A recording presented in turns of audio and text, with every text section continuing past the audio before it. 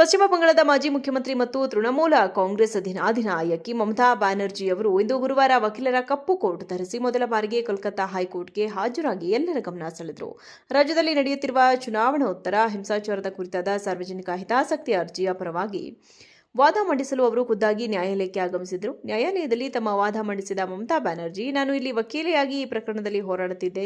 ಹೈಕೋರ್ಟ್ನಲ್ಲಿ ಇದು ನನ್ನ ಮೊದಲ ಹಾಜರಾತಿಯಾಗಿದ್ದು ಗೌರವಾನ್ವಿತ ನ್ಯಾಯಾಧೀಶರಿಗೆ ನನ್ನ ನಮನಗಳು ಎಂದು ಮಾತು ಆರಂಭಿಸಿದರು. ರಾಜ್ಯದಲ್ಲಿ ಇತ್ತೀಚೆಗೆ ನಡೆದ ವಿಧಾನಸಭಾ ಚುನಾವಣೆಯ ಫಲಿತಾಂಶದ ನಂತರ ಟಿಎಂಸಿ ಕಾರ್ಯಕರ್ತರ ಮೇಲೆ ಮತ್ತು ಕಚೇರಿಗಳ ಮೇಲೆ ದಾಳಿ ನಡೆಯುತ್ತಿದೆ ಎಂದು ಅವರು ಆರೋಪಿಸಿ ತಮ್ಮ ವಾದ ಮಂಡಿಸಿದರು. ಪಶ್ಚಿಮ ಬಂಗಾಳವು ಬುಲ್ಡೋಸರ್ ರಾಜ್ಯವಲ್ಲ, ಇಲ್ಲಿ ಕಾನೂನಿನ ಆಡಳಿತವಿದೆ. ಮನೆ ಮತ್ತು ಅಂಗಡಿಗಳನ್ನು ಧ್ವಂಸಗೊಳಿಸುತ್ತಿರುವುದು ಖಂಡನೀಯ.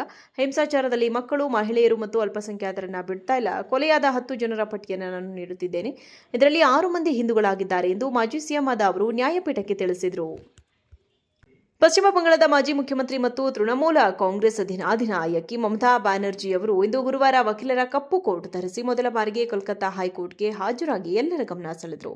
ರಾಜ್ಯದಲ್ಲಿ ನಡೆಯುತ್ತಿರುವ ಚುನಾವಣೋತ್ತರ ಹಿಂಸಾಚಾರದ ಕುರಿತಾದ ಸಾರ್ವಜನಿಕ ಹಿತಾಸಕ್ತಿ ಅರ್ಜಿಯ ಪರವಾಗಿ ವಾದ ಮಂಡಿಸಲು ಅವರು ಖುದ್ದಾಗಿ ನ್ಯಾಯಾಲಯಕ್ಕೆ ಆಗಮಿಸಿದರು. ನ್ಯಾಯಾಲಯದಲ್ಲಿ ತಮ್ಮ ವಾದ ಮಂಡಿಸಿದ ಮಮತಾ ಬ್ಯಾನರ್ಜಿ, ನಾನು ಇಲ್ಲಿ ವಕೀಲೆಯಾಗಿ ಈ ಪ್ರಕರಣದಲ್ಲಿ ಹೋರಾಡುತ್ತಿದ್ದೆ.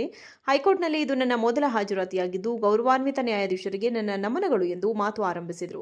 ರಾಜ್ಯದಲ್ಲಿ ಇತ್ತೀಚೆಗೆ ನಡೆದ ವಿಧಾನಸಭಾ ಚುನಾವಣೆಯ ಫಲಿತಾಂಶದ ನಂತರ ಟಿಎಂಸಿ ಕಾರ್ಯಕರ್ತರ ಮೇಲೆ ಮತ್ತು ಕಚೇರಿಗಳ ಮೇಲೆ ದಾಳಿ ನಡೆಯುತ್ತಿದೆ ಎಂದು ಅವರು ಆರೋಪಿಸಿ ತಮ್ಮ ವಾದ ಮಂಡಿಸಿದರು. ಪಶ್ಚಿಮ ಬಂಗಾಳವು ಬುಲ್ಡೋಸರ್ ರಾಜ್ಯವಲ್ಲ, ಇಲ್ಲಿ ಕಾನೂನಿನ ಆಡಳಿತವಿದೆ. ಮನೆ ಮತ್ತು ಅಂಗಡಿಗಳನ್ನು ಧ್ವಂಸಗೊಳಿಸುತ್ತಿರುವುದು ಖಂಡನೀಯ. ಹಿಂಸಾಚಾರದಲ್ಲಿ ಮಕ್ಕಳು, ಮಹಿಳೆಯರು ಮತ್ತು ಅಲ್ಪಸಂಖ್ಯಾತರನ್ನ ಬಿಡ್ತಾ ಇಲ್ಲ. ಕೊಲೆಯಾದ 10 ಜನರ ಪಟ್ಟಿಯನ್ನು ನಾನು ನೀಡುತ್ತಿದ್ದೇನೆ. ಇದರಲ್ಲಿ 6 ಮಂದಿ ಹಿಂದೂಗಳಾಗಿದ್ದಾರೆ ಎಂದು ಮಾಜಿ ಸಿಎಂ ಆದ ಅವರು ನ್ಯಾಯಪೀಠಕ್ಕೆ ತಿಳಿಸಿದರು.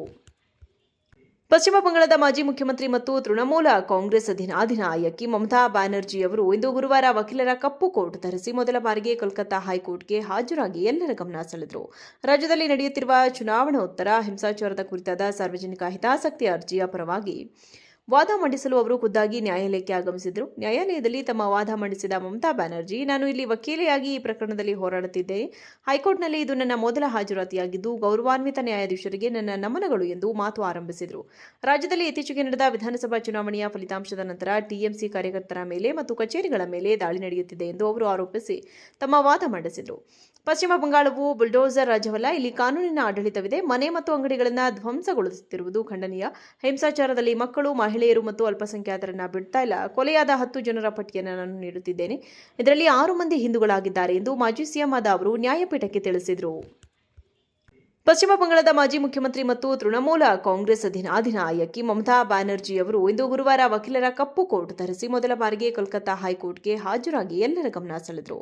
ರಾಜ್ಯದಲ್ಲಿ ನಡೆಯುತ್ತಿರುವ ಚುನಾವಣೋತ್ತರ ಹಿಂಸಾಚಾರದ ಕುರಿತಾದ ಸಾರ್ವಜನಿಕ ಹಿತಾಸಕ್ತಿ ಅರ್ಜಿಯ ಪರವಾಗಿ ವಾದ ಮಂಡಿಸಲು ಅವರು ಖುದ್ದಾಗಿ ನ್ಯಾಯಾಲಯಕ್ಕೆ ಆಗಮಿಸಿದರು. ನ್ಯಾಯಾಲಯದಲ್ಲಿ ತಮ್ಮ ವಾದ ಮಂಡಿಸಿದ ಮಮತಾ ಬ್ಯಾನರ್ಜಿ, ನಾನು ಇಲ್ಲಿ ವಕೀಲೆಯಾಗಿ ಈ ಪ್ರಕರಣದಲ್ಲಿ ಹೋರಾಡುತ್ತಿದ್ದೆ. ಹೈಕೋರ್ಟ್ನಲ್ಲಿ ಇದು ನನ್ನ ಮೊದಲ ಹಾಜರಾತಿಯಾಗಿದ್ದು ಗೌರವಾನ್ವಿತ ನ್ಯಾಯಾಧೀಶರಿಗೆ ನನ್ನ ನಮನಗಳು ಎಂದು ಮಾತು ಆರಂಭಿಸಿದರು.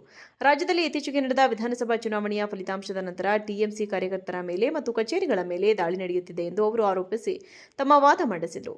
ಪಶ್ಚಿಮ ಬಂಗಾಳವು ಬುಲ್ಡೋಸರ್ ರಾಜ್ಯವಲ್ಲ, ಇಲ್ಲಿ ಕಾನೂನಿನ ಆಡಳಿತವಿದೆ. ಮನೆ ಮತ್ತು ಅಂಗಡಿಗಳನ್ನು ಧ್ವಂಸಗೊಳಿಸುತ್ತಿರುವುದು ಖಂಡನೀಯ. ಹಿಂಸಾಚಾರದಲ್ಲಿ ಮಕ್ಕಳು, ಮಹಿಳೆಯರು ಮತ್ತು ಅಲ್ಪಸಂಖ್ಯಾತರನ್ನ ಬಿಡ್ತಾ ಇಲ್ಲ. ಕೊಲೆಯಾದ 10 ಜನರ ಪಟ್ಟಿಯನ್ನು ನಾನು ನೀಡುತ್ತಿದ್ದೇನೆ. ಇದರಲ್ಲಿ 6 ಮಂದಿ ಹಿಂದೂಗಳಾಗಿದ್ದಾರೆ ಎಂದು ಮಾಜಿ ಸಿಎಂ ಆದ ಅವರು ನ್ಯಾಯಪೀಠಕ್ಕೆ